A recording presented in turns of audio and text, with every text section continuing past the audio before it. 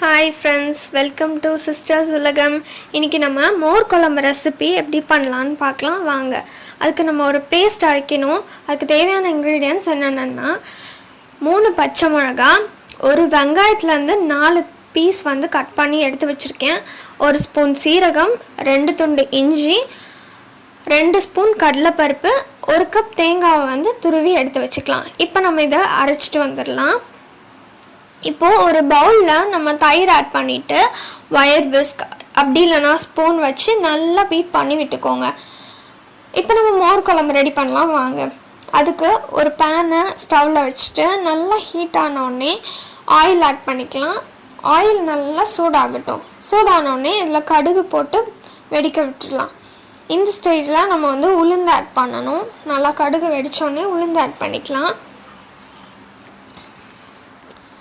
இப்போது ஒரு கொத்து கருவேப்பிலை ஆட் பண்ணிக்கலாம். நான் 2 காஞ்ச மிளகாய் ஆட் பண்ணுறேன். நீங்கள் உங்கள் காரத்துக்கு ஏற்ற மாதிரி அதிகமாகவோ இல்லை கம்மியாகவோ ஆட் பண்ணிக்கலாம். அப்புறம் கொஞ்சம் பெருங்காயத்தூள்.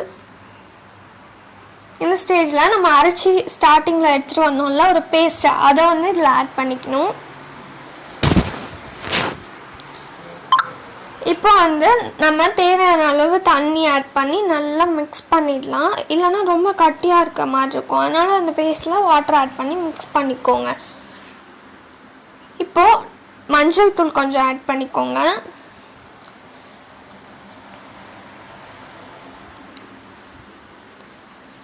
தேவையான அளவு உப்பு, நான் கல்லுப்பு ஆட் பண்ணியிருக்கேன். தயிர் நம்ம பீட் பண்ணி வச்சுருந்தோம் இல்லையா, அதையும் இதோட ஆட் பண்ணிக்கலாம்.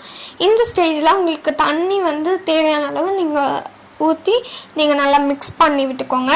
இது நல்லா கொதித்து வரணும், ஓகேங்களா? கொதித்தோடனே நம்ம ஆஃப் பண்ணிடலாம்.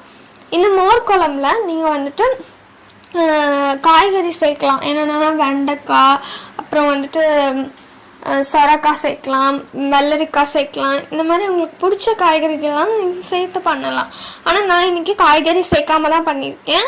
இந்த ஸ்டேஜில் நீங்கள் உப்பு காரம் பார்த்துக்கோங்க. உங்களுக்கு இந்த வீடியோ பிடிச்சிருந்தா லைக் பண்ணுங்கள், சப்ஸ்கிரைப் பண்ணுங்கள், ஷேர் பண்ணுங்கள். தேங்க்யூ.